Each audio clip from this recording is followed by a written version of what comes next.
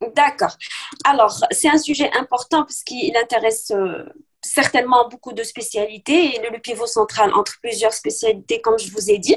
Et puis, il regagne beaucoup d'importance vu sa fréquence de par le monde. Donc, tout d'abord, je déclare n'avoir aucun conflit d'intérêt au sujet de cette présentation. Donc, le sujet de l'insuffisance rénale est un sujet très large par le nombre important de ses implications, que ce soit sur le plan clinique, éthiopathogénique, évolutif et thérapeutique. Alors, ce qu'on va essayer de faire tout au long de cette matinée est de mettre la lumière sur les aspects les plus importants, à savoir comment reconnaître le stade d'une maladie rénale chronique, comment connaître les facteurs de progression de cette insuffisance rénale chronique pour qu'on n'arrive pas au stade terminal, savoir chercher les complications de l'insuffisance rénale chronique et les traiter. Et bien sûr, on va voir ce qui se fait maintenant de par le monde, malgré les limites de nos moyens, nous, en Afrique malheureusement, pour le traitement et la gestion actuelle de l'insuffisance rénale chronique. Il est important d'insister sur le fait que l'insuffisance rénale chronique n'est pas que l'affaire du néphrologue. Vous l'aurez un peu essayé un peu de le comprendre tout au long de la présentation, mais j'espère que c'est une idée clé que vous allez garder. La maladie rénale chronique, tout praticien de santé, dans son poste, peut aider à sa gestion de prise en charge. Si à un stade avancé de la maladie rénale chronique, la prise en charge codifiée est attribuée au néphrologue, il faut savoir que le stade premier de l'insuffisance rénale chronique, sa prévention, la mise en place de mesures adéquates de néphroprotection afin de ralentir la progression vers l'insuffisance rénale chronique terminale est aussi une affaire du médecin généraliste qui va être attentif au diagnostic précoce dès les premiers stades. Franchement, quand il va faire une bande vétérinaire à son patient, quand il va gérer une maladie chronique, ça va être aussi l'affaire du cardiologue qui va essayer de gérer une hypertension artérielle, l'endocrinologue qui va optimiser au maximum un équilibre glycémique. Le dépistage précoce d'une maladie rénale chronique doit être la hantise de tout médecin, surtout chez les populations à risque, essentiellement les diabétiques et les hypertendus. Alors, on arrive à la définition. Merci. Alors, depuis 2002, la communauté médicale internationale a adopté une définition de la maladie rénale chronique de ces stades indépendamment, que ce soit l'étiologie de la néphropathie causale. Ainsi, par définition, l'insuffisance rénale chronique est définie par la diminution irréversible du débit de filtration glomérulaire. Elle résulte soit de l'évolution d'une maladie rénale chronique qui a vu un déclin de la fonction rénale tout au long des années, soit la non-récupération après une agression rénale aiguë. Les maladies rénales chroniques sont définies par l'existence depuis plus de 3 mois.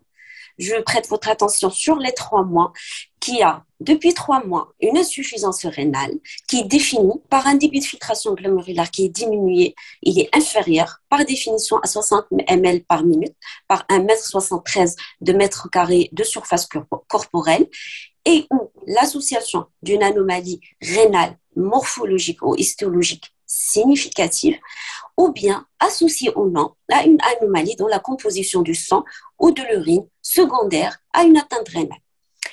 La définition, si vous avez remarqué, implique l'anticipation du débit de filtration glomérulaire. C'est ce qu'on va faire tout le temps de cette présentation. Vous allez voir des DFG, c'est le débit de filtration glomérulaire, à partir d'un dosage enzymatique de la créatinémie. Cette méthode étant plus précise et plus standardisée. Donc, la reconnaissance du concept de maladie rénale chronique a été reconnue comme facteur de risque cardiovasculaire dès le premier stade de microalbuminurie isolée.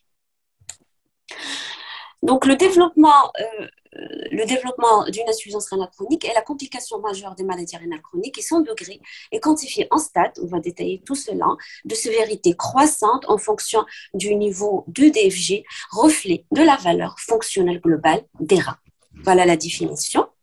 Et voilà un schéma qui, à mon sens, il est assez sympathique dans le sens que, voilà, vous avez un glomérule, vous avez votre flocculus, et votre glomérule, il est content parce qu'il est à un stade 1, il n'y a pas d'insuffisance rénale, et tout au long de temps, il y a des dommages au niveau tissulaire rénal, votre rein souffre, il voit son débit de filtration glomérulaire baisser jusqu'à arriver au stade 5 d'insuffisance rénale chronique terminale où il serait obligatoire de mettre le patient malheureusement sous traitement de suppléance ou de le proposer à une transplantation rénale. On arrive à l'épidémiologie de la maladie rénale chronique. Alors, l'application du concept de la maladie rénale chronique ces dernières années dans la population générale a permis de montrer que la maladie rénale chronique est plus fréquente que préalablement ressentie. Ainsi, la prévalence globale de la maladie rénale chronique est estimée aux alentours de 11% de par le monde, et ils sont donc 844 millions de cas. 3,9 à peu près millions sont en traitement déjà de suppléance pour une insuffisance rénale chronique terminale. Entre 1990 et 2017, la prévalence a augmenté de 29% à peu près. Et on a dénoté une fréquence assez particulière chez les femmes comparativement aux hommes. Malheureusement, la maladie rénale chronique, ce n'est pas une maladie anodine puisqu'elle cause dans les 1,2 millions de décès de par le monde. Comme je vous ai dit, la maladie rénale chronique est assez particulière et assez lourde. Elle génère une forte morbimortalité cardiovasculaire. Elle n'est pas négligeable. Vous avez vu dans cette étude, elle est de l'ordre de 4,6, ce qui est énorme. Cette morbimortalité augmente avec l'âge, avec la présence de d'autres facteurs de risque cardiovasculaire, ce qui souligne de façon très prononcée l'importance des mesures qui visent à ralentir la progression de la maladie rénale chronique afin de prévenir la survenue d'événements cardiovasculaires. Maintenant, on passe à un petit tour d'horizon. On va essayer de voyager ce samedi matin de par le monde pour voir de plus près la prévalence de la maladie rénale chronique. On commence par les États-Unis parce que c'est un continent qui fait aussi beaucoup de statistiques en matière de maladie rénale chronique. Donc, ils sont 37 millions d'Américains à souffrir de maladie rénale chronique, c'est énorme, avec 10% d'adultes qui ne savent pas, qui sont porteurs de maladie rénale chronique. D'où la dénomination universelle, si vous l'avez entendu quelque part, de qualifier le rein, cet organe, de tueur silencieux. Donc, sachez que vos patients peuvent être porteurs de maladie rénale chronique assez avancée, mais qui ne le savent pas, tant qu'ils n'ont pas fait de bilan, puisque la symptomatologie, le rein, fait rarement parler de lui à un stade avancé. D'où l'intérêt du professionnel de santé de lui guetter la protéinurie à un stade précoce et guetter la maladie rénale chronique. Parce que la maladie rénale chronique, elle est installée et le déclin va s'installer. Et c'est votre démarche à vous, diagnostic et thérapeutique, qui va éviter l'arrivée vers l'insuffisance rénale chronique terminale. Il y a un lien entre un triangle bien connu, et je le souligne, malgré que c'est juste la maladie rénale chronique l'objet de notre présentation, entre rein, cœur, diabète. Il ne faut pas raisonner différemment entre ces trois éléments. Parce que, imaginez 32% de vos patients avec un diabète de type 2 ont une maladie cardiovasculaire. 13% des patients, par exemple, au niveau du continent d'Amérique, vivent avec un diabète type 2, et jusqu'à 20 à 40% de ces patients qui ont un diabète type 2 ont une maladie rénale chronique. Donc, vous ne pouvez pas gérer un malade diabétique ou bien hypertendu sans penser à la possibilité qu'il est aussi porteur d'une maladie rénale chronique. Alors, on arrive maintenant aux métropoles. On va voir du côté de la France, qu'est-ce qu'il en est. Concernant la prévalence de l'insuffisance rénale chronique terminale, elle est d'environ 1200 patients par million d'habitants en métropole. Son incidence est d'environ 160 par million d'habitants et par an. Et cette augmentation de la prévalence au fil des années, elle est confirmée dans pas mal de pays, s'expliquerait par le vieillissement de la population, évidemment, l'augmentation de l'espérance de vie, l'augmentation de l'incidence des maladies auto-immunes et du diabète de type 2 et le dépistage précoce de la maladie rénale chronique qui se fait généralement aussi par les médecins généralistes. Alors, comme je vous ai dit, le diabète et les maladies rénales chroniques sont très liés. Le bon nombre de patients diabétiques sont porteurs de maladies rénales chroniques. Actuellement, les patients porteurs de diabète sont estimés à 537 millions de par le monde, d'accord? Et ils ont une proportion énorme de décès, toutes causes confondues, surtout avant l'âge de 60 ans. Et la prévalence est très importante. Vous allez voir ici, donc elle est à 73% dans certains pays, 53% dans d'autres continents. Et pour vous dire, on prévoit, si on voit la diapo suivante, s'il vous plaît, alors on attend 784 millions de gens qui vont être porteurs de diabète en 2045. Imaginez 784 millions qui vont souffrir de diabète et qui vont avoir dans les 20 à 40% de malchance d'avoir une maladie rénale chronique. Je vous laisse imaginer l'impact que cela pourrait avoir sur l'incidence des néphropathies diabétiques et de la maladie rénale chronique. On passe maintenant à notre beau continent en termes de statistiques. Les statistiques, il faut dire, ils ne sont pas très à jour. Pourquoi? Parce que généralement, elle est sous-diagnostiquée, cette maladie, à un stade précoce, parce que c'est pas tous les patients qui peuvent avoir malheureusement accès à des centres hospitaliers universitaires, à des structures hospitalières. Donc, ils sont gérés de façon ambulatoire. Mais ce qui est sûr, c'est que c'est un problème croissant aussi en Afrique et au Maghreb. L'incidence de l'insuffisance rénale chronique terminale varie entre 74 et 200 par million d'habitants. En Afrique subsaharienne, sa prévalence hospitalière est estimée à 7,5%. Mais comme je vous ai dit, cette fréquence, elle est largement sous-estimée. C'est beaucoup plus, la gestion est beaucoup plus malheureusement ambulatoire que codifiée. La prochaine diapo, ça c'est une diapo que j'aimerais que vous gardez à l'esprit. Alors je rebondis sur l'impact de la présence de la maladie rénale chronique sur le risque de décès toutes causes confondues.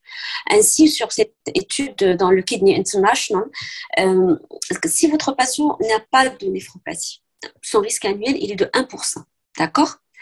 Après quelques années, pour un diabète, pour une hypertension, pour un problème, il va avoir une microalbuminurie. On va la détailler après. Alors, sachez que votre risque annuel de perdre votre patient, il est de l'ordre de 3%. Il monte à 5% en cas de macroalbuminurie. Et si votre patient atteint l'insuffisance rénale chronique au stade terminal, ce qu'on voit ici, il a un risque annuel de décès de 19%, ce qui est énorme. D'où l'intérêt des mesures de nephroprotection à instaurer précocement dès les stades premiers de la maladie rénale chronique. Gardez à l'esprit, s'il vous plaît, qu'annoncer le diagnostic d'insuffisance rénale chronique terminale mise en hémodialyse signe un pronostic plus péjoratif que lorsque vous annoncez un diagnostic d'une néoplasie. Il faut qu'on arrête de banaliser la maladie rénale chronique. Il faut arrêter de banaliser le fait que ce sont des patients qui vont juste être branchés à des machines de dialyse parce que c'est leur pronostic vital qui est mis en jeu. Les principales étiologies qui entraînent une maladie rénale chronique et l'insuffisance rénale chronique sont dominées par les néphropathies vasculaires hypertensives, les néphropathies diabétiques, les glomérulonéphrite chroniques, les néphropathies héréditaires, les néphrites interstitielles chroniques, d'autres néphropathies. Et parfois, quand on est désarmé, on n'arrive pas à mettre une étiquette sur la maladie rénale chronique, on la considère comme néphropathie d'origine indéterminée. Alors, lutter contre la maladie rénale chronique commence par dépister les patients à risque de développer une néphropathie. Ce dépistage doit être proposé à titre systématique et régulièrement chez certaines populations à risque de développer une maladie rénale chronique. Par exemple, ce dépistage est effectué lors du diagnostic d'une hypertension artérielle, puis annuellement pour la créatinémie chez le diabétique, surtout si l'âge dépasse les 60 ans. Alors, les autres populations, à part les hypertendus, les diabétiques, les personnes âgées, comme on a dit, les obèses, les patients qui ont un indice de masse corporelle dépassant les 30, les patients qui se plaignent toujours d'infections urinaires récidivantes, de lithiase urinaire récidivante aussi, qui est le lit d'une maladie rénale chronique, les patients porteurs de reins uniques, que ce soit physiologique ou bien après avoir eu une nephrectomie pour une raison particulière, l'exposition à des substances néphrotoxiques, les patients qui prennent des médicaments au long cours ou bien qui sont exposés à certains toxiques, le fait d'avoir eu dans les antécédents médicaux une néphropathie aiguë, une néphropathie familiale d'origine génétique ou bien une maladie cardiovasculaire athéromateuse. Donc, voilà, on essaie un peu de faire rapprocher un peu le dilemme et l'enjeu de faire correctement la démarche diagnostique au cours de la maladie rénale chronique. On va essayer un peu de vous simplifier les choses en vous donnant les éléments clés. C'est loin d'être exhaustif, mais il faut affirmer au début la maladie rénale chronique, préciser son stade et son rythme évolutif, éliminer l'agression rénale aiguë surajoutée, savoir faire le diagnostic étiologique, la prise en charge des facteurs de progression, savoir rechercher le retentissement, surtout pour des DFG qui sont bas, et savoir contrôler les facteurs de risque cardiovasculaire. Je vais essayer de vous détailler un de ces éléments un par un. Alors, la première étape, affirmer la maladie rénale chronique. Il faut savoir que les marqueurs d'atteinte rénale chronique peuvent être de différents types. On peut avoir soit une élévation de la créatinine, comme on peut avoir aussi une simple protéinurie. Ainsi, le diagnostic de maladie rénale chronique repose sur la mise en évidence d'anomalies morphologiques, histologiques et biologiques.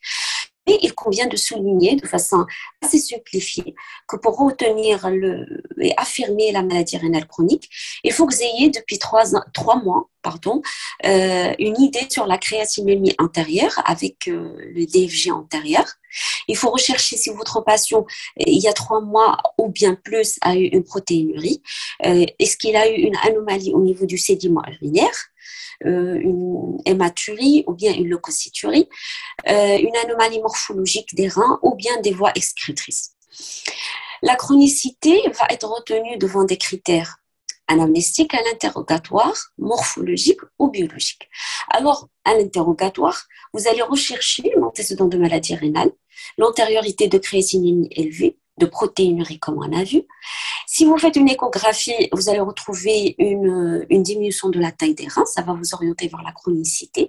Et il y a des critères biologiques qui dénotent de la présence, en effet, de la maladie rénale chronique, de son évolution, à savoir une anémie normochrome normocytaire arégénérative et la présence éventuelle d'une hypocalcémie. Toutefois, il y a des particularités diagnostiques qui échappent à la règle. Vous pouvez avoir une insuffisance rénale chronique sans diminution de la taille des reins. C'est le cas chez le diabétique en cas d'amylose et hydronéphrose bilatérale, polykystose rénale autosomique dominante. Vous pouvez avoir une insuffisance rénale chronique sans hypocalcémie. C'est le cas du myélome, les métastases osseuses par exemple. On peut avoir une insuffisance rénale chronique sans anémie. C'est le cas de la polykystose rénale autosomique dominante. Et on peut avoir une insuffisance rénale chronique avec hypocalcémie ou bien anémie dans le cas de rhabdomyolyse, hémolyse ou hémolyse. Donc, il faut faire attention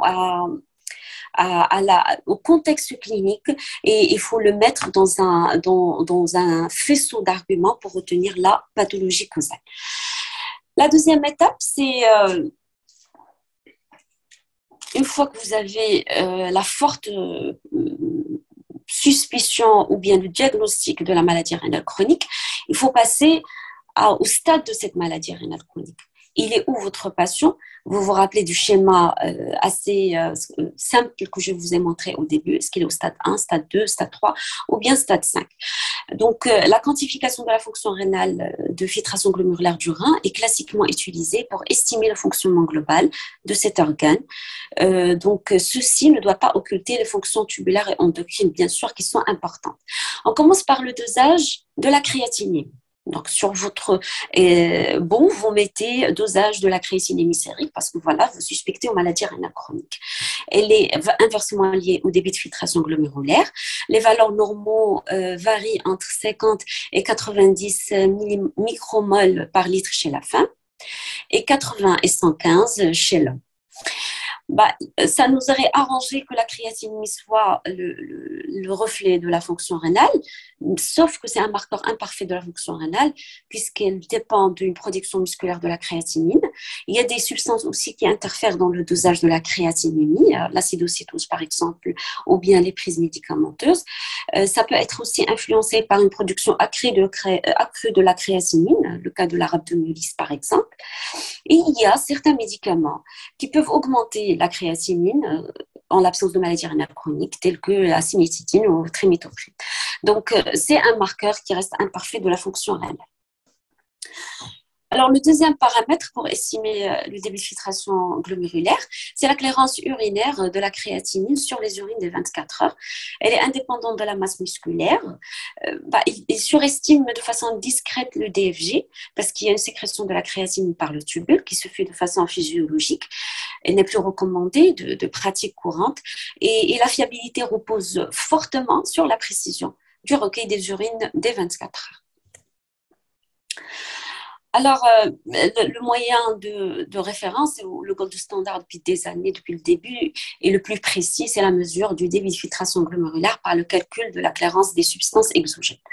Alors, le terme de clairance, j'essaie juste de faire une parenthèse pour vous l'expliquer sur le plan physique. Alors, la clairance d'une substance donnée est définie comme le volume de plasma qui contenait cette substance, totalement épuré de cette substance par unité de temps. Pour une substance donnée, la clairance donc est définie par un rapport qui multiplie la concentration urinaire de la substance X que multiplie le débit urinaire divisé par la concentration plasmatique. Donc, ils sont des méthodes qui sont longues, ils sont coûteuses, ils demandent des structures spécialisées hospitalières formées pour ça, avec un dispositif et un matériel adapté. Ils sont parfois indispensables pour des cas bien précis où on a besoin de valeurs exactes du FG. Alors, en tête de liste, on a l'unine, qui est le marqueur de référence historique, mais depuis 2018, sachez, il n'est plus réalisé parce qu'on a remarqué qu'il y a des tas d'hypersensibilité. Il y a aussi une autre substance, c'est le DTA marqué au crâne 51, qui est de réalisation plus facile car il ne nécessite que des injections en bolus du traceur radioactif. L'iotalamate radioactif marqué à l'iode 125 et l'ioxol qui est un produit de contraste iodé. Toujours dans l'estimation du débit de filtration glomérulaire, la formule proposée en 1976 par Cockcroft et Gold tient compte de l'âge, du poids corporel et du sexe. On a essayé de développer des formules qui ont été validées par les sociétés savantes afin de simplifier la mesure du DFG tout en incluant le dosage de la créatinine. Donc, le résultat se donne généralement en millilitres par minute. Donc, il est basé sur une méthode de dosage de créatinine qui est une méthode Jaffe-colorimétrique qui est assez précise pour ne pas dire biaisé parce que ça ne donne pas une valeur très exacte de la créatinine et peut fausser la valeur donnée. Alors, j'attire votre attention pour les formules. Maintenant, les formules, je vous les donne pour faire, parce qu'on est devant un cours universitaire, mais sachez qu'il y a des calculateurs accessibles sur Internet. Vous rentrez les paramètres de votre patient et puis voilà, il vous donne, vous choisissez la formule et il vous donne la valeur. Donc, maintenant, personne ne s'amuse à vraiment calculer à limite près par ces formules la valeur du DFG. Il est adapté maintenant à certaines situations quand on veut voir par exemple des pharmacocinétiques, des médicaments en cas d'insuffisance rénale ou bien en cas d'adaptation posologique. Mais sachez qu'on l'a fait exceptionnellement. Chez l'enfant, de moins de 18 ans, on use une formule qui est assez particulière, qui est la formule dite de Schwartz. Les valeurs, vu que les valeurs de créatinémie normale sont plus basses chez l'enfant que chez l'adulte. Chez le nourrisson, par exemple, elle est de l'ordre de 30 micromol par litre. On arrive maintenant à une formule qui était la formule de référence depuis des années. C'est l'équation proposée par Lévy qui a été développée en 1999, en 2001 revue et en 2006 bien sûr. À chaque fois, on fait des études sur les formules pour mieux les peaufiner, pour essayer un peu de les préciser, pour s'approcher du défi de filtration glomérulaire réel chez nos patients. Elle fait appel à 4 variables, la créatinine, l'âge, le sexe et l'ethnie. Elle est basée, elle aussi, sur une méthode de dosage de la créatinine colorimétrique. Elle a connu quelques limites parce qu'elle ne peut pas estimer de façon précise le débit de filtration glomérulaire chez les patients qui ont un TDFG supérieur à 60. Chez les patients, par exemple, jeunes, elle n'a pas été validée dans certaines ethnies. chez les greffiers rénaux, chez les patients porteurs, par exemple, d'insuffisance rénale aiguë et chez les obèses. Elle garde quand même certaines limites liées à la créatinine dans des populations extrêmes. Donc, elle est bien comparée aux autres formules, mais elle garde aussi ses limites en termes de précision. Alors, la formule qui est à jour maintenant, qui est recommandée, c'est l'équation formule CKD-EPI. Alors, élaborée en 2009, revue en 2011, elle est supérieure à la formule MDRD pour les valeurs basses de créatinine. Elle est meilleure que la MDRD pour comme je vous ai dit, des DFG supérieurs à 60. Elle est moins biaisée selon l'âge, le sexe, la race et le diabète, chez les transplantés et chez les obèses. Et son grand avantage vient du fait qu'au lieu de faire des dosages de la créatinine par des méthodes colorimétriques, qui est assez approximative, on a usé de méthodes enzymatiques qui sont maintenant beaucoup plus précises et qui donnent à la formule toute son importance et sa précision. Alors, ce graphique résume l'étude récemment publiée aussi par l'étude de Lévy et collaborateurs, qui ont essayé de comparer toujours la sensibilité de la mesure de DFG par l'équation CKD-EPI et l'équation MDRD. Donc, on voit clairement, comparé aux deux, que l'équation CKD-EPI reste supérieure, même en valeur basse de la créatinine comparativement à la méthode MDRD. Et j'attire votre attention qu'on a encadré ici, mis en évidence l'ethnie, un élément qu'on considérait pas il y a des années. Maintenant, c'est important. C'est-à-dire, si vous avez affaire à une ethnie particulière, par exemple les Africains, Américains ou bien les Européens et tout, et c'est un biais qui a montré que la valeur peut considérablement varier et ils sont en train de travailler sur ça de façon à ce que l'ethnie devienne aussi un élément important dans la gestion de ces formules pour se rapprocher au maximum du débit de filtration glomérulaire réel. Donc, on a vu les formules et il y a aussi le dosage récent qui se fait maintenant de façon assez fréquente dans plusieurs centres au monde. C'est le dosage de la cystatine C, qui est une protéine produite à des taux constants dans les cellules nucléées de l'organisme. Il s'agit d'un inhibiteur extracellulaire de cystéine protéase. Son grand avantage, pourquoi elle est choisie pour estimer le DFG, c'est qu'elle est filtrée librement par le glomérule, non sécrétée, réabsorbée complètement et métabolisée dans le tubule.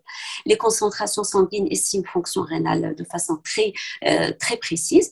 Elle est étudiée dans des populations spécifiques surtout, les sérotiques, les patients, les nouveau-nés, les patients anorexiques, les greffés et en cas de médicaments qui inhiberaient la sécrétion de créatinine. Maintenant, on a commencé à élaborer des estimateurs au niveau du DFG qui sont basés sur le dosage de la cystatine C. Alors maintenant, on parle de couplage, estimation de DFG cystatine C qui devient un outil de diagnostic supplémentaire pour réduire le surdiagnostic de la maladie rénale chronique et n'est pas encore largement disponible. Là, vous savez, il faut des laboratoires spécialement équipés pour le dosage de cette substance et malheureusement, dans notre continent, elle sera peut-être moins fréquente dans les prochaines années parce qu'elle est synonyme d'un coût plus élevé au niveau des centres hospitaliers. Alors, je vous ai mis ici une étude récente, c'est juste pour vous mettre à jour que, voilà, il y a la créatinine et la cystatine C, mais il y a des éléments et des situations cliniques qui peuvent faire varier. Il faut faire attention, c'est-à-dire de façon machinale, ne demandez pas des dosages sans prendre en considération votre patient.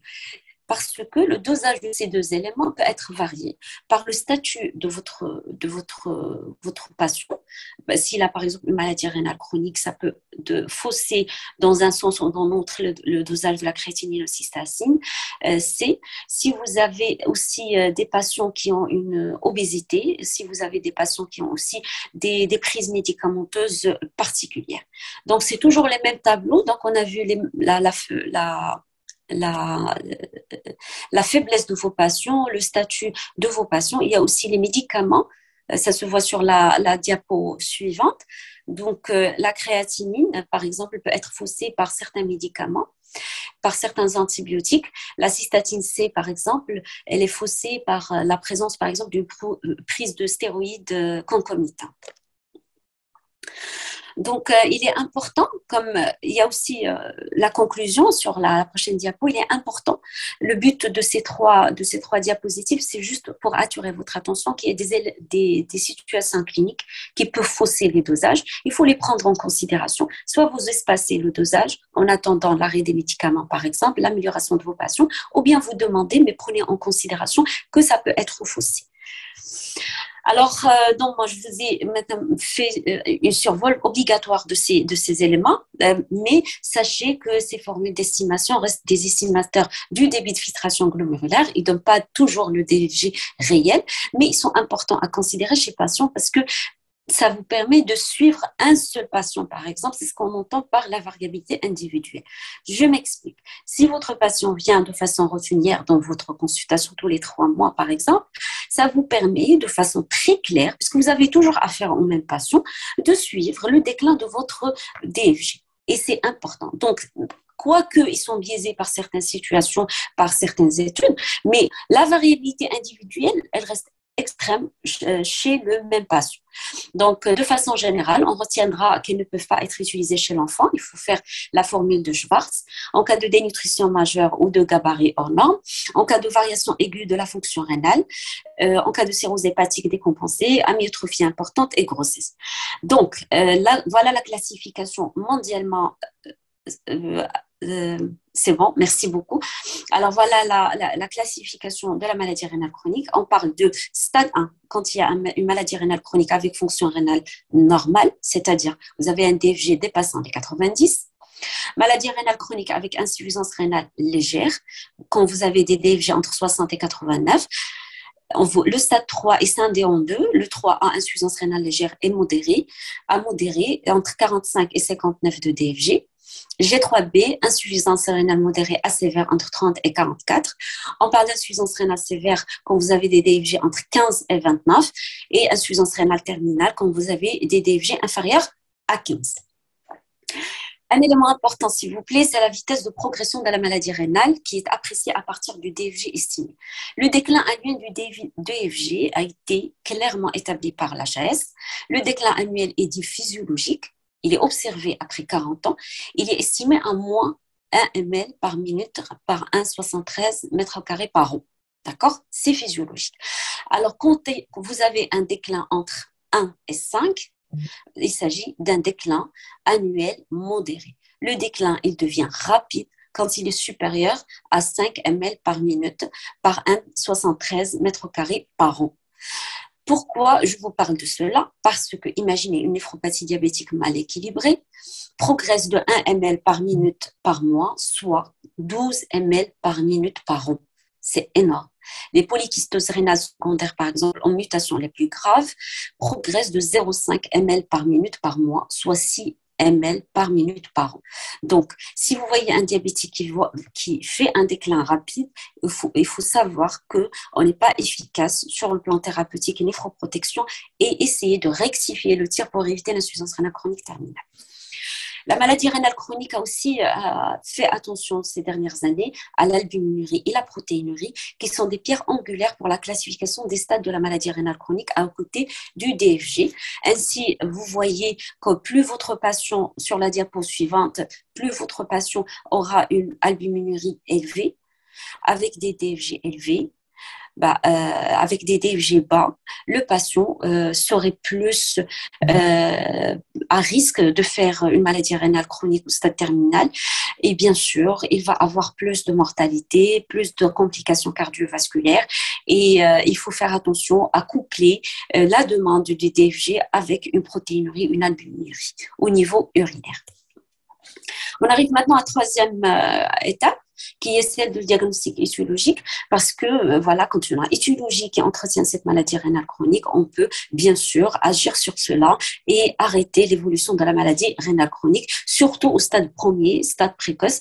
Quant au stade évolué d'atrophie rénale, c'est un peu difficile, surtout si on fait une biopsie rénale, on trouve que de la fibrose, donc on ne peut pas savoir c'est quoi l'étiologie causale. Donc, la première étape, elle est d'ordre clinique. On commence par l'interrogatoire et l'examen clinique de vos patients. On réalise une échographie rénale. D'accord. À la recherche, bien sûr, s'il y a un problème au niveau rénal, c'est au niveau de la diapositive suivante, s'il vous plaît. Et on va essayer de définir, comme je vous ai dit, les seuils pathologiques de la binurie et de la protéinurie. Alors, ça peut s'apprêter à une étude de semi-quantitative accessible. Quand vous avez une bande vétérinaire, c'est un virage colorimétrique. Ça vous donne une idée au moins si votre patient a une protéinurie, une hématurie. Et par la suite, vous pouvez demander d'examen de laboratoire. Alors, l'albuminurie est dite normale quand vous avez des urines de 24 heures inférieures à 30, mais plus facilement maintenant, pour faciliter la tâche au patient, on demande le rapport albumin sur créatinine ou rapport protéines sur créatinine urinaire. Il est inférieur à 3, donc on n'a pas d'albuminurie, ou bien inférieur à 30 mg par gramme. On parle d'albuminurie claire quand les urines de 24 heures, on a un dosage de 300 supérieur à 300 mg par 24 heures, ou bien un rapport supérieur à 30 mg par millimole. Et bien sûr, la protéinurie devient très franche et parfois symptomatique sur le plan clinique quand elle est supérieure à 50 au niveau du rapport albumine-créatinine urinaire. On peut compléter par une analyse qualitative pour savoir la nature de ces protéines par la réalisation et la demande d'une électrophorèse des protéines urinaires. Donc, on développe de plus près l'étiologie. Donc, la première étiologie qui nous vient à l'esprit, parce qu'elle est facile à traiter, est-ce que votre patient a un obstacle chronique? Est-ce qu'il a un obstacle qui va favoriser une souffrance rénale? Donc, vous commencez par l'interrogatoire. Vous cherchez si votre patient a un antécédent de lithiase, émission de lithiase, est-ce qu'il a des infections, est-ce qu'il a une hypertrophie prostatique? Vous faites votre examen clinique et c'est très important vu qu'on est limité par les moyens, de faire un examen clinique minutieux, complet, rechercher des globes vésicales, un gros rein, les touchés pelviens qui peuvent être douloureux par exemple, et complété par une échographie rénale et vésico-prostatique à la recherche de dilatation pyélocalicielle et résidus post-mictionnels. Donc vous avez une lithiase, vous la traitez, vous faites une dilatation, des montées de sang, ou bien vous traitez une hypertrophie bénigne de la prostate en fonction de l'issue de votre enquête étiologique. La deuxième étiologie, est-ce que votre néphropathie chronique est d'origine parenchymateuse? La première, en tête de liste, c'est l'origine glomérulaire. Est-ce que vos glomérules souffrent pour une pathologie particulière? Donc, à l'interrogatoire, vous allez être orienté par un diabète, une maladie système, des antécédents personnels ou familiaux de protéinurie et d'hématurie, et vous allez trouver le syndrome clinique qu'on appelle un syndrome glomérulaire. Par définition, il se définit par une protéinurie faite majoritairement d'albumine supérieure à 60 ou de gamma-globuline polyclonale associée au nom un syndrome néphrotique quand vous avez vraiment une protéinurie massive. On peut avoir une hématurie microscopique ou bien macroscopique qui est généralement totale ou bien juste avec des hématies déformées. Elle est généralement sans caillou. On peut avoir une hypertension artérielle avec une rétention hydrosodée. La ponction biopsie rénale, quand elle est possible sur des reins qui n'ont pas d'atrophie, peut éventuellement venir confirmer le diagnostic de l'origine glomérulaire. Alors, la néphropathie chronique, toujours dans la case parenchymateuse, est-ce qu'elle est interstitielle? Donc, on va rechercher à l'interrogatoire des antécédents urologiques, des prises médicamenteuses néphrotoxiques. On a un syndrome de néphropathie interstitielle. C'est une protéinurie, contrairement maintenant à la néphropathie glomérulaire, elle est généralement modérée, ne dépassant pas les 1 gramme par 24 heures. Elle est surtout tubulaire. On peut avoir une leucocyturée aseptique associée, généralement à l'hypertension artérielle et la rétention hydrosodée se voit à des stades plus tardifs. On peut avoir également quelques troubles à type d'acidose hyperchlorémique. Les étiologies des néphropathies interstitielles chroniques sont résumées dans ce tableau.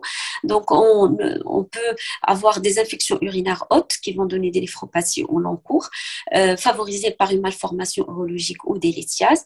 On peut avoir des causes toxiques, des anomalies métaboliques telles qu'une hypocalémie chronique, une goutte, une oxalose, une cystinose et des maladies kystiques héréditaires et la néphronephritise qui est une ciliopathie surtout vue chez les enfants.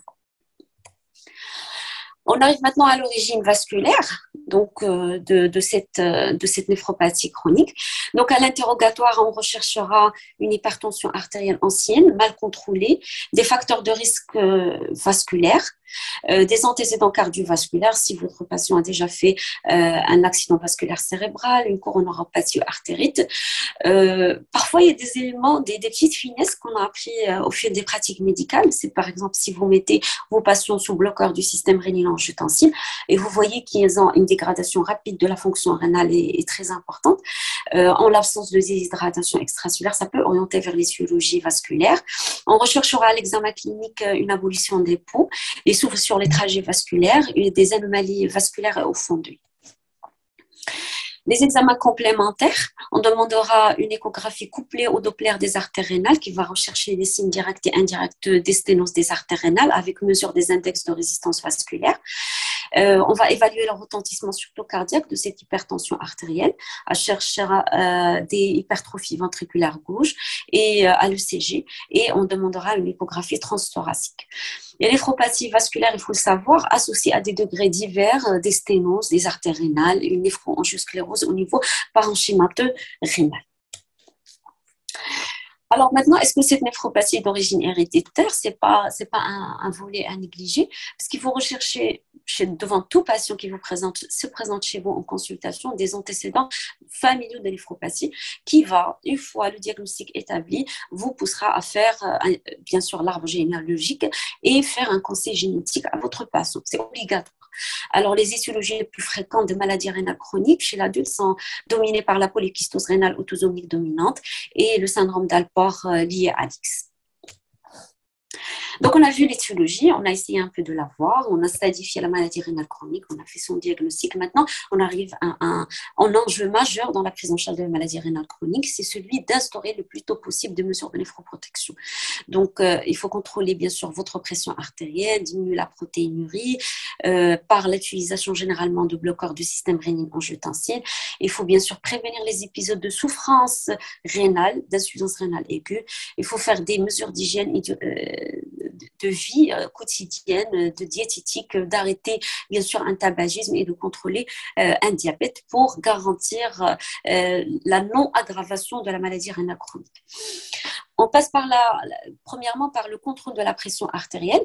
Il y a des cibles. Il faut que la pression artérielle soit inférieure à 130/80 chez les patients ayant une maladie rénale chronique, avec une albuminurie qui dépasserait les 30 mg par 24 heures, qu'ils soient diabétiques ou non. Elle doit être inférieure à 140/90 mm de mercure chez les patients ayant une maladie rénale chronique, avec une albuminurie de moins de 30 mg par 24 heures ou mg par gramme de créatinurie.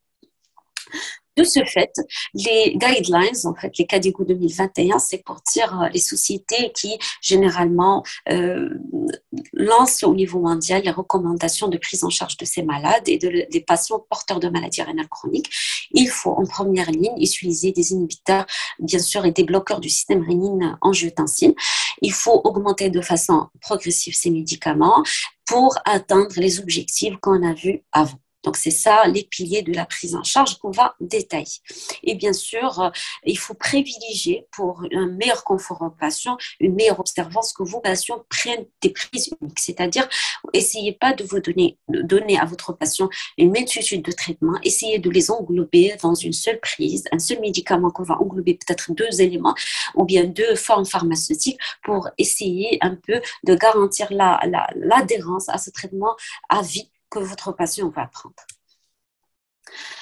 Donc, toujours dans le cadre de mesures de néphroprotection, pour contrôler votre pression artérielle, il ne faut pas occulter la restriction sodée qui doit être réduite à 6 grammes de NaCl par jour.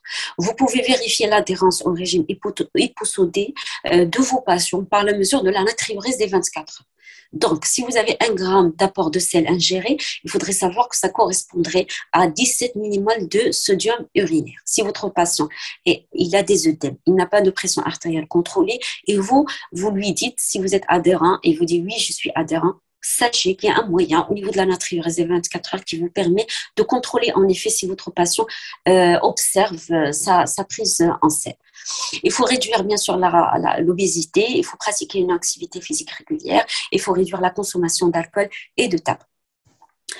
Donc, le blocage du système rénine-angiotensine fait appel à un IEC ou en cas d'intolérance à un antagoniste de rénine-angiotensine 2 en première intention chez le diabétique dès que votre albuminurie dépasserait les 30 mg par 24 heures, ou bien chez le non-diabétique, c'est si votre albuminurie est supérieure à 300 mg par 24 heures. Ça permet de ralentir la progression de l'insuffisance rénale via la baisse bien sûr de la pression artérielle et la baisse de la protéinurie qui est la conséquence de la diminution de la pression capillaire glomérulaire. Donc, si vous avez une protéinurie sans hypertension artérielle, on peut utiliser toujours un bloqueur du système rénine-angiotensine, mais on aura une cible avec une cible de protéinurie supérieure à 0,5 g par gramme de créatinine, avec la dose bien sûr maximale tolérée par votre patient. Les actions biologiques, comme montré sur ce graphique, les actions biologiques des bloqueurs système rénine-angiotensine sont pléiotropes. Ainsi, ils vont agir en inhibant les phénomènes qui vont mener à l'hypertrophie cardiaque, à la fibrose au niveau cardiaque, aux troubles du rythme au niveau cardiaque.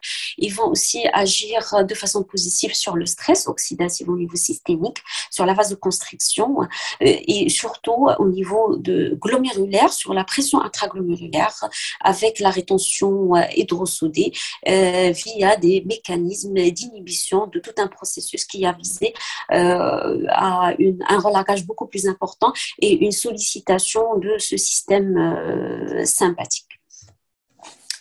Donc, les stratégies thérapeutiques pour le traitement par bloqueur système rénine-angiotensine, parce que ça peut être l'apanage du médecin généraliste, comme ça peut être le médecin spécialiste. Sachez que l'objectif est d'éviter, surtout quand vous introduisez ce genre de thérapeutique, une hypotension, une insuffisance rénale aiguë, lors de l'augmentation, par exemple, du dose, surtout en cas d'hypovolémie, une hypercalémie, bien sûr, à éviter, surtout chez les patients diabétiques, ou en cas d'insuffisance rénale déjà préexistante. Alors, il faut diminuer pour éviter ces problèmes, diminuer éventuellement les doses de diurétiques et éviter l'introduction d'un bloqueur du système rénine-angiotensine après une déplétion sodée aiguë. Il faut débuter toujours par des posologies qui sont basses et puis augmenter progressivement par palier toutes les 2 à 4 semaines. Surtout chez patients âgés avec une fonction rénale altérée. L'augmentation des doses se fait jusqu'à atteindre les cibles thérapeutiques ou bien les doses maximales de l'AME. Le monitorage de la calémie et de la fonction rénale se font obligatoirement sous traitement au cours de l'introduction. Il faut faire des dosages de la créatinine et de la calémie avant prescription, 7 à 15 jours après le début du traitement, après chaque modification de la posologie. Une augmentation de la créatinine de 10 à 20% témoigne de l'efficacité du traitement. Ne changez surtout pas la posologie de votre patient. Gardez-le sur le même traitement et sur la même dose. Maintenant, si vous voyez une augmentation de la créatinine de plus de 30%, on arrête temporairement le traitement, on fait notre interrogatoire, on règle ce qu'il y a à régler en termes d'hydratation, on recherche une sténose de l'artère rénale et on l'écarte, et après, on réintroduit progressivement notre bloqueur du système rénine-angiotensine. Si vous avez maintenant une hypercalémie dépassant les 6 millimoles par litre, il faut arrêter temporairement les traitements. Pour des calémies entre 5 et 6, il faut rechercher un écart diazétique, débuter éventuellement un traitement diurétique hypocalémiant, débuter également une résine empêchant l'absorption du potassium alimentaire. L'éducation du patient est très importante, surtout vous avez des patients qui sont loin de vous, que vous n'allez pas les voir dans les 2 ou 3 semaines qui viennent. Donc, il faut apprendre aux patients l'arrêt, par exemple, du bloqueur du système rénine-angiotensine, par exemple, s'il a une diarrhée ou bien une déshydratation extracellulaire aiguë importante pour éviter une insuffisance rénale fonctionnelle sévère le temps qu'ils viennent vous voir et que vous évaluez l'état clinique de vos patients. Donc, si les cibles thérapeutiques sont atteintes, on poursuit le traitement et la surveillance. En cas d'effet secondaire des bloqueurs du système rénine-angiotensin, un effet secondaire très fréquent, vous le connaissez très bien, c'est la tonsosiEC. Donc, on en remplace l'inhibiteur de l'enzyme de conversion par un ARA2. Si maintenant vous avez des pressions artérielles qui dépasseraient les 130-80, il faut vérifier l'observance du traitement et la restriction sodique, ce qui est primordial. Des patients qui ingèrent du sel en longueur de journée, ils ne vont pas contrôler facilement leur pression, que vous lui donnez des traitements même lourds et avec des doses maximales. Il faut parfois introduire des diurétiques thiazidiques ou de l'ANS, peut-être prescrits en complément des bloqueurs du système rénine-angiotensin. Et en cas d'échec, on peut associer bien sûr une classe thérapeutique telle qu'un bêta-bloqueur ou un calcium-bloqueur. Si vous avez maintenant des protéinuries qui dépasseraient le seuil, on peut augmenter progressivement la posologie du bloqueur du système rénine-angiotensin, bien sûr sous réserve que votre patient tolère sur le plan clinique et biologique. Donc, dans le cadre toujours des mesures de néphroprotection, sachez que votre patient qui est porteur de maladie rénale chronique il est en droit d'avoir un autre facteur qui va lui donner une insuffisance rénale chronique sur un fond chronique et qui va donner un déclin de la fonction rénale. C'est le cas de déshydratation extracellulaire. Ça peut être à l'occasion de vomissements, de diarrhée. Donc, c'est généralement réversible après hydratation ou diminution et arrêt des diurétiques. Il y a certains médicaments qui peuvent donner une insuffisance rénale aiguë. C'est le cas qu'on a vu des bloqueurs du système rénal-angiotensin, mais aussi les anti-inflammatoires non stéroïdiens. Il ne faut pas les oublier, s'il vous plaît, qui sont très anodins, parfois donnés à tort et à travers dans notre pratique. Donc, généralement, on a une hypovolémie. On peut trouver des sténoses au niveau des artères rénales. La réversibilité à l'arrêt du traitement est aussi à un stade précoce très fortement vu. On va avoir un obstacle, bien sûr, il faut le traiter. On peut avoir une insuffisance rénale aiguë après un scanner avec injection de produits de contraste. Donc, on hydrate bien sûr le patient avant l'injection de produits de contraste et après. Il faut peser bien sûr les indications de ces examens radiologiques. Et on peut avoir des pathologies surajoutées telles qu'une pyélonéphrite aiguë, une néphropathie vasculaire surajoutée. Chez les patients, il y a aussi le volet de restriction protéique. Il faut donner une restriction protéique modérée qui va permettre de ralentir la progression de l'insuffisance rénale chronique chez les patients, surtout avec des DFG bas. L'apport protéique est estimé entre 0,8 et 1 g par kilo par jour. Il faut veiller à un apport calorique suffisant, entre 30 et 35, et bien sûr une prise en charge diététique régulière pour éviter la dénutrition. Alors, le contrôle métabolique du diabète revêt tant son importance dans la maladie rénale chronique chez les diabétiques. Sur ce graphique, on voit clairement que le fait de contrôler sur le plan glycémique et de façon correcte vos patients va entraîner une diminution de la protéinurie et une diminution de la progression vers la maladie rénale chronique et de façon formée. Donc, lutter contre l'hyperglycémie, comme on voit ici, c'est un glomérule. Donc, lutter contre l'hyperglycémie chez le diabétique, c'est lutter aussi contre les phénomènes hémodynamiques. Ça se voit clairement dans la prochaine diapositive. Donc, lutter contre l'hyperglycémie chez le diabétique, c'est lutter contre les phénomènes hémodynamiques, métaboliques menant à l'hypertrophie et à l'hyperplasie glomérulaire, qui va entraîner une accumulation de matrices extracellulaires et qui vont conduire, in fine, à des manifestations cliniques avec albuminurie, hypertension artérielle et un déclin de la fonction rénale. Donc, pour résumer, si votre patient n'est pas contrôlé sur le plan diabétique, il ne va jamais être contrôlé sur le plan rénal. Voilà les trois phénomènes, pour garder de façon schématique à l'esprit. Trois phénomènes régissent la progression de la maladie rénale en cas de diabète. Il y a des phénomènes hémodynamiques, par exemple l'augmentation de la pression artérielle. Il y a des phénomènes métaboliques, l'hyperglycémie, l'augmentation de l'HbA1c et des phénomènes inflammatoires. Tous ces phénomènes vont concourir à la jeunesse de la glomérulonéphrosclérose diabétique et la maladie rénale chronique au stade terminal. Les thérapeutiques qui sont élaborées tout au long de ces années visent donc à contrôler de façon efficace, spécifique chacun de ces phénomènes. Donc, vous allez entendre parler très fréquemment lors des présentations de maladies rénales chroniques et diabète de type 2 des SGLT2. Donc, SGLT2, c'est pour inhibiteurs du cotransplanteur sodium glucose de type 2. Il s'agit d'une nouvelle classe médicamenteuse qui est efficace dans le traitement du diabète. Donc, leur mode d'action passe par un effet glucorétique. Ces médicaments, en parallèle à leur action hypoglycémiante, se caractérisent par une plus-value cardiovasculaire et rénale. Je vous rappelle que le rein exerce un rôle physiologique essentiel dans l'homéostasie glucidique.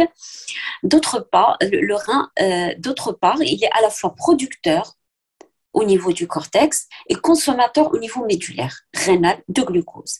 Les tubules contournés proximaux ont la capacité de réabsorber le glucose sanguin filtré chaque jour par les glomérules. Cette réabsorption tubulaire se fait par deux cotransporteurs spécifiques sodium dépendants et les transporteurs SGLT2 sont présents dans la partie initiale des tubes contournés et responsables de 90% de cette réabsorption. Donc, on parle de cette classe thérapeutique aujourd'hui parce qu'ils ont un effet glucorétique. Donc, ils vont faire baisser la glycémie de vos patients par leur mode d'action et ils vont entraîner une natriurèse qui va diminuer la charge hydrosodée de l'organisme. Donc, c'est résumé sur cette diapo. Donc, les SGLT2 vont agir sur la pression artérielle, sur l'hypoxémie, sur l'obésité, sur les facteurs profibrosants au niveau rénal et concourir, bien sûr, à la fin à protéger le rein de vos patients diabétiques de type 2. Donc, sur cette diapo, on résume les grands axes de la gestion de la néphropathie diabétique. Donc, on a les bloqueurs du système rénine-angiotensine. Les deuxièmes volets, vous voyez ici MRRS, donc c'est la voie de signalisation minéralocorticoïde qui a été démontrée comme jouant un rôle important dans la physiopathologie cardiovasculaire. De nombreuses études expérimentales et cliniques récentes montrent que la voie de la signalisation minéralocorticoïde est impliquée dans la mortalité et morbidité d'origine cardiovasculaire chez ces patients. Donc c'est pour cela que dernièrement, on utilise de plus en plus les antagonistes du récepteur minéralocorticoïde qui refait leur apparition et qui revêt d'intérêt. On a ici les antagonistes des récepteurs de l'endothéline et on a détaillé bien sûr les SGLT2. Donc, toujours dans les CADIGO 2020, alors ici, tous vos patients doivent avoir ça. Les diabétiques doivent avoir un contrôle glycémique, bien sûr, la pression artérielle, la diète et arrêter un diabète. Et en deuxième volet, vous allez les mettre sous médicaments adaptés avec un suivi. Et certains de ces patients à haut risque cardiovasculaire, vous allez les mettre aussi au haut de la pyramide sous anti-agrégants plaquettaires si le risque cardiovasculaire est élevé. Voilà la deuxième diapo qui développe les mêmes guidelines. Donc, je ne vous reprends pas ici le contrôle glycémique, on en a parlé, l'hygiène de vie, le contrôle de la tension artérielle. C'est juste pour attirer votre attention pour les dernières recommandations. Vous allez trouver ici la metformine, les SGLT2 comme première thérapie. Et là, vous voyez vos patients lors des contrôles et bien sûr, il y a des indications en fonction du DFG de chacun de vos patients. C'est un détail généralement qui est attribué aux spécialistes. Et en fonction du suivi de votre patient, si vous n'êtes pas satisfait, on peut user soit des associations ou bien changer complètement la classe pharmaceutique. Ici, la dyslipidémie dans cette étude est très importante parce qu'il faut gérer par une statine la dyslipidémie de vos patients. C'est très important pour limiter le risque cardiovasculaire et gérer bien sûr l'hypertension comme on a vu. Il faut savoir que vos patients, quand vous avez des DFG de moins de 60, ils ont peuvent plus faire d'hypoglycémie que d'hyperglycémie. Donc, les variations même d'hypo ou d'hyperglycémie doivent être évitées chez les patients. On va essayer d'avoir un équilibre sans que le patient ait aussi des hypoglycémies parce que c'est synonyme de surmortalité cardiovasculaire. Donc, les dernières années, on a trouvé que non seulement il y a des éléments qui sont visibles, mais il y a des éléments invisibles qui font progresser la maladie rénale chronique. C'est le cas des marqueurs de l'inflammation. Il a été démontré que quand vous avez des marqueurs d'inflammation qui sont élevés, par exemple le fibrinogène, le TNF-alpha, écoutez, ça va vous donner de façon très rapide un déclin de la fonction rénale de vos patients. Et on a aussi montré l'intérêt d'avoir des CRP aussi corrects parce que, à côté des marqueurs de l'inflammation fibrinogène et TNF-alpha, on a trouvé qu'une protéine C réactive élevée comme vous le voyez dans ce graphique, est un facteur prédictif de mortalité en cas de maladie rénale chronique. Donc, il y a des phénomènes simples qui sont visibles, comme le diabète, la pression artérielle, mais il y a des éléments aussi qu'on ne voit pas. C'est l'inflammation chronique et les paramètres d'inflammation qui peuvent aussi précipiter le patient vers l'insuffisance rénale chronique terminale. On passe maintenant aux complications de la maladie rénale chronique qui découlent des fonctions du rein. Alors, je vous rappelle que les reins, comme vous l'avez rappelé au début de ce webinaire, élimination des toxines, une homéostasie interne, des fonctions endocrines. Et quand ça va être défaillant, ça va entraîner tout ce qui va suivre et ça va solliciter le praticien parce que gérer ces complications aussi impacterait le pronostic vital de vos patients. On commence par les complications cardiovasculaires. Alors, le patient va avoir une hypertension artérielle qui généralement est précoce lors de la maladie chronique. Elle précède souvent l'insuffisance rénale chronique. C'est un facteur majeur de progression vers la maladie rénale chronique au stade terminal. Et généralement, elle est volodépendante avec une surcharge hydrosodique. La deuxième conséquence cardiovasculaire, c'est l'athérosclérose et l'artériosclérose. Elle est due à des facteurs de risque vasculaire communs, à savoir l'hypertension artérielle, la dyslipidémie, le tabagisme, le diabète et l'âge. Et des facteurs spécifiques à la maladie rénale chronique, la présence de médiacalcose avec des troubles minéralo-osseux, la présence d'anémie, d'insulinorésistance et la présence, bien sûr, et l'effet des toxines héréniques. L'atteinte cardiaque, on peut avoir l'hypertrophie ventriculaire gauche qui va être secondaire à l'hypertension et l'anémie, et on va avoir des classifications aussi assez fréquentes valvulaires et coronariennes avec la présence aussi d'intervention de cardiopathie urémique due à l'accumulation de toxines héréniques. Sur le plan phosphocalcique osseux, on va avoir une hyperparathyroïdie secondaire qui est précoce en rapport avec une hypocalcémie, une hyperphosphatémie qui est liée à la diminution de l'excrétion rénale des phosphates. On va avoir un déficit en vitamine D qui est bien sûr diminué dû à la diminution de l'activité 1-alpha-hydroxylase rénale. Et récemment, on a trouvé une hormone, le FGF23. Donc, c'est une hormone d'origine osseuse qui a la particularité qui, dans l'augmentation, permet au stade précoce de la maladie rénale chronique de maintenir l'excrétion rénale de phosphate malgré la baisse du DFG. On peut également avoir une acidose métabolique qui va aggraver les lésions osseuses suscitées. On parle de notion de maladie osseuse rénale ou ostéodystrophie rénale. Sachez qu'elle englobe deux grands types de lésions osseuses à des degrés divers. C'est l'ostéomalacie qui est secondaire au déficit en vitamine D. Cliniquement, le patient rapporte des douleurs osseuses parfois et à la radiographie, on va trouver des déminéralisations avec des stries de Luzar-Milkman qui sont tardives. Et si vous faites un bilan, vous allez trouver une diminution de la concentration de la 1,25 OH vitamine D3. La deuxième entité, c'est l'ostéite fibreuse qui est secondaire à l'hyperpara. Cliniquement, ce sont des patients qui ont des douleurs osseuses avec des fractures pathologiques. À la radiographie, on remarque une résorption des extrémités osseuses, les phalanges et clavicules, avec des lacunes et une déminéralisation diffuse. À la biologie, bien sûr, vous allez retrouver une élévation des taux sériques de PTH. Donc, pour prévenir les troubles minéralo-osseux chez les patients porteurs de maladies rénales chroniques, on utilise un certain nombre de moyens, à savoir un apport en vitamine D en cas de carence. Il faut faire une restriction des apports alimentaires en phosphore pour lutter contre l'hyperphosphorémie. On utilise des complexants du phosphore dont les indications dépendent du stade de la maladie rénale chronique. Initialement, surtout à base de carbonate ou acétate de calcium, puis chélateur sans calcium, dont la prescription est rarement nécessaire avant le stade de 5.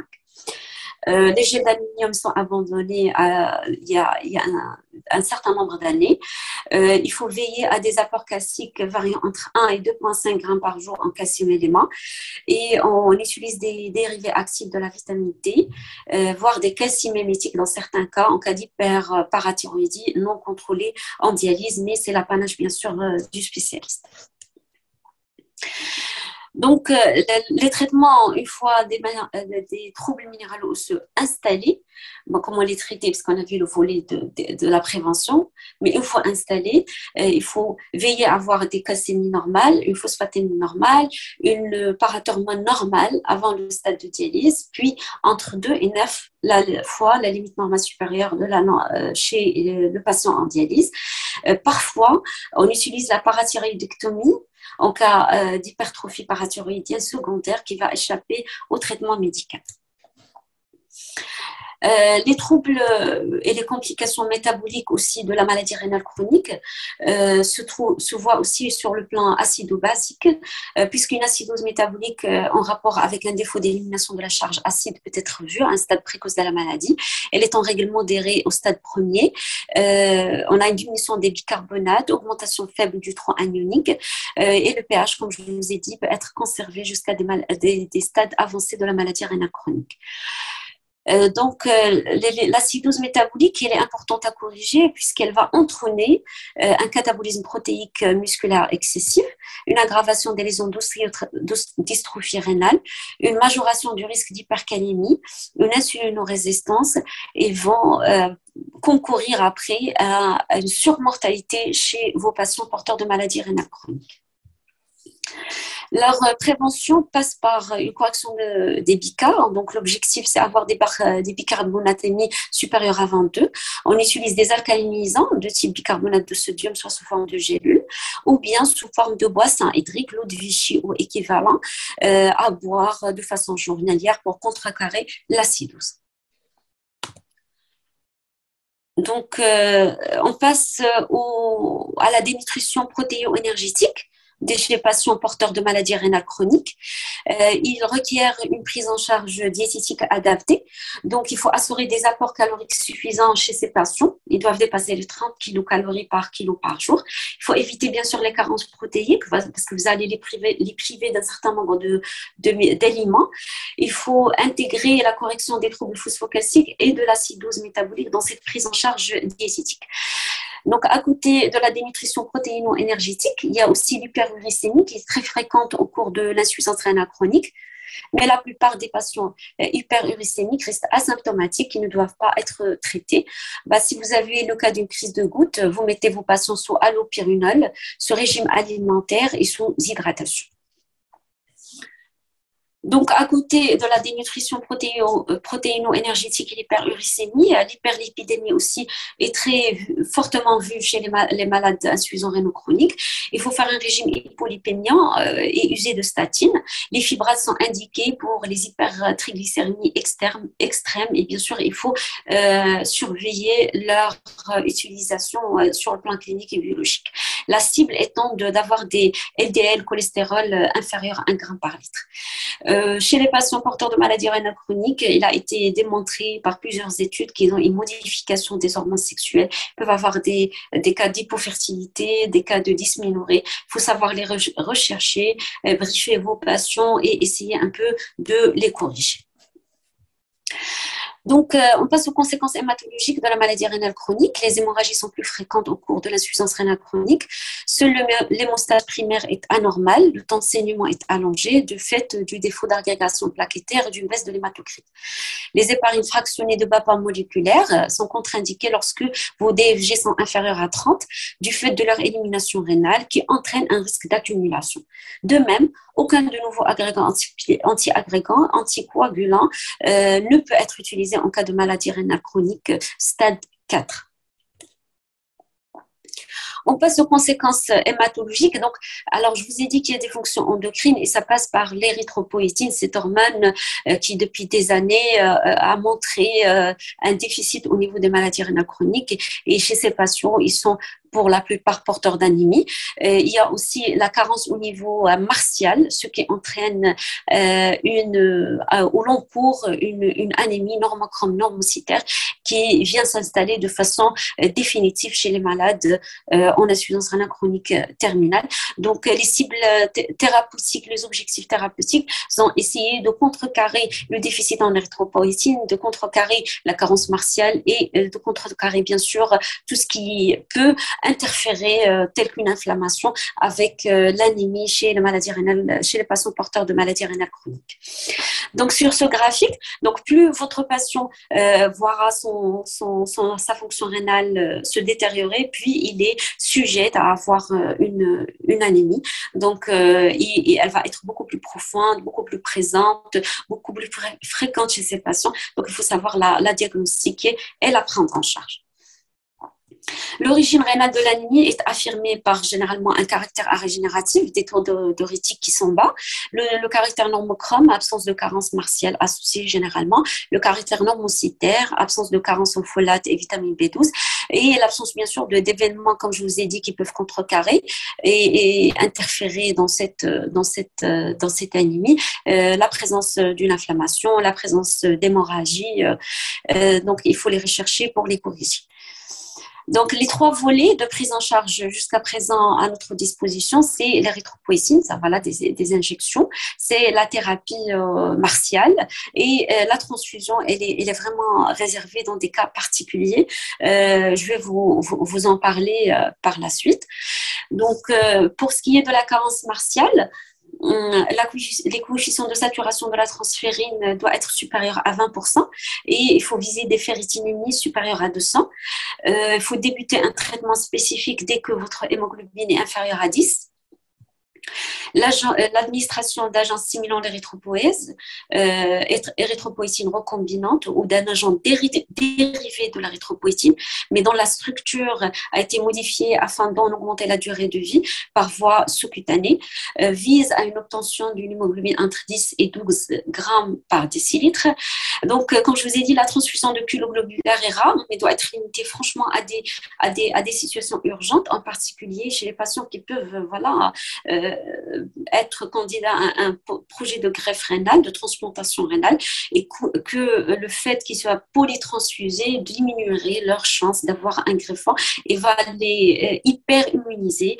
Et ça va être un projet de transplantation qui est assez difficile à gérer. Donc, les transfusions, c'est les cas urgents, ce sont des malades qui sont pris en charge en catastrophe, mais après, il faut prévenir l'arrivée de cette anémie, la corriger par d'autres moyens thérapeutiques.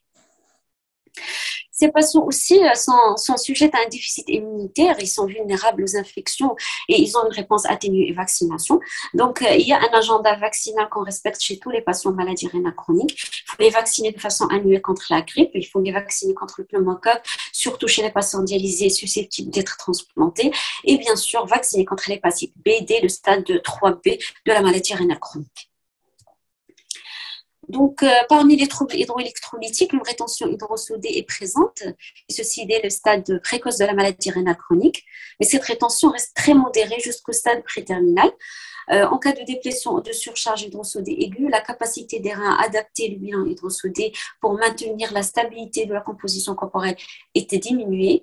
On a une polyurie avec un défaut parfois de concentration des urines. Donc, comment faire pour corriger ce bilan hydrique et sodique?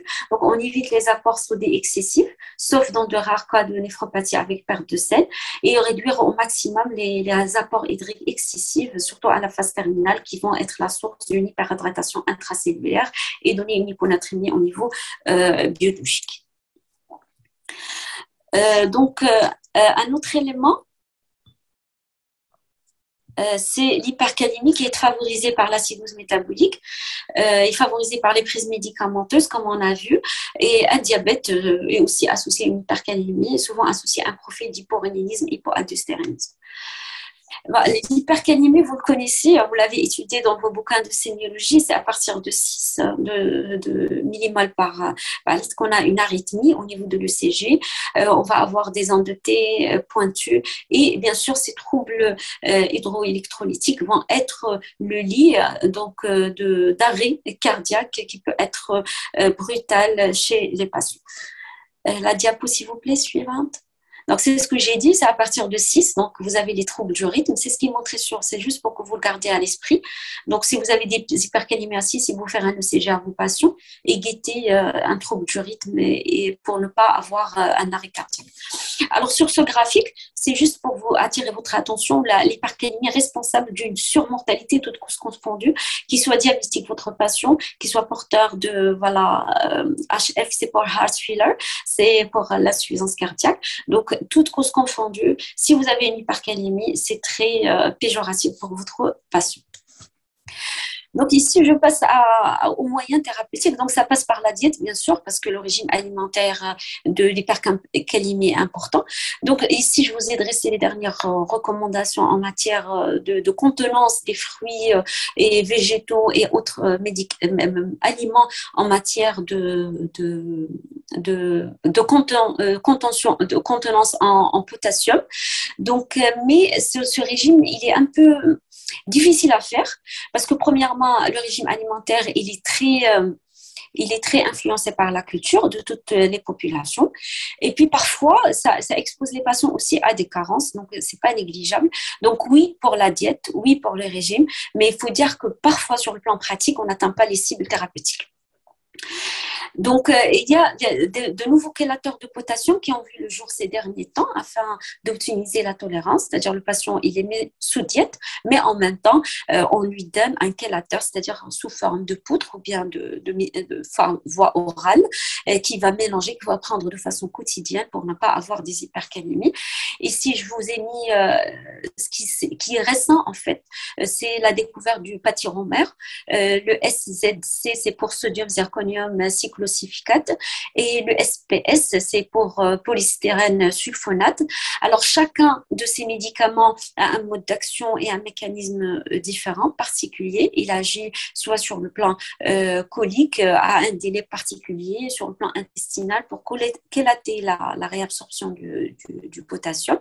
Donc, il faut savoir peser les indications. Il y a des effets secondaires, mais généralement, ils sont tolérables. Et on peut changer, bien sûr, d'un médicament à un autre. L'essentiel, c'est contrôler les calémies de vos patients.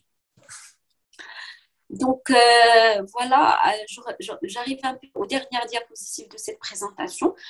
Donc, qu'est-ce que je peux vous dire en matière de maladie rénale chronique? Donc, c'est un chapitre qui est très, très vaste. Chaque chapitre pourrait faire l'objet d'une présentation à part entière. J'ai essayé un peu de vous donner les moyens clés pour que vous ne soyez pas perdus. Donc, mais gardez à l'esprit que c'est fréquent. Elle touche dans les 13% de la population. Elle est associée à une mortalité globale cardiovasculaire élevée. Il est important de bien estimer votre DFG pour définir l'insuffisance rénale chronique, ne pas sous-estimer ou surdiagnostiquer la maladie rénale chronique, surtout chez les populations à risque. Il y a des équations qui permettent d'estimer le DFG de façon adéquate, en tête de liste le CKDEP, et dernièrement, le CKDEP associé à la cystatine revêt aussi une importance majeure en la matière.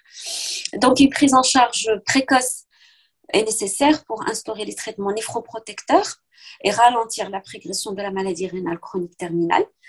Quand est-ce que vous allez référer au néphrologue? C'est un peu quand vous êtes un peu dépassé par le déclin de la maladie rénale chronique, où vous ne savez pas comment faire.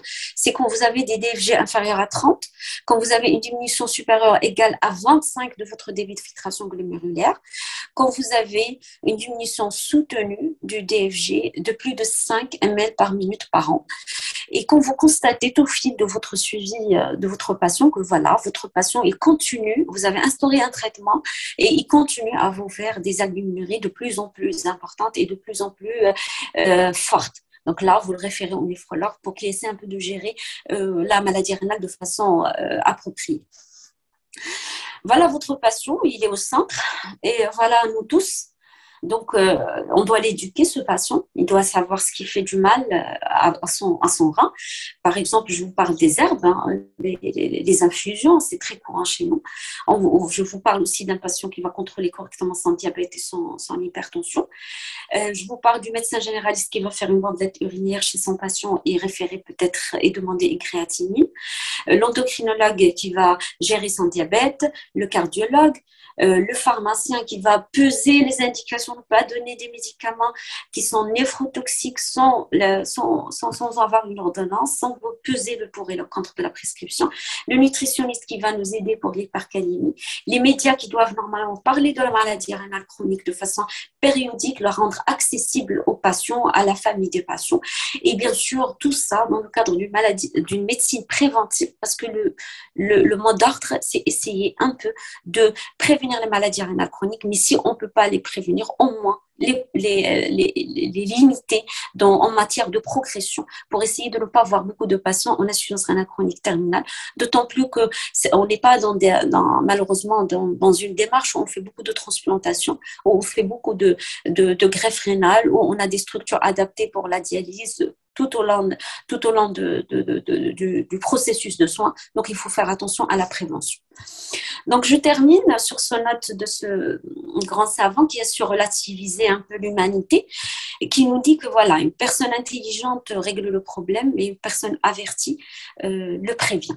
Donc, essayons de prévenir, de faire de la néphroprotection, de la néphroprévention, afin de ne pas voir le patient atterrir en insuffisance rénale chronique terminale. Donc, je vous remercie encore une fois. Je remercie le réseau pour cette opportunité. J'espère que j'étais pas trop longue et je vous souhaite un très bon samedi à tous. Merci.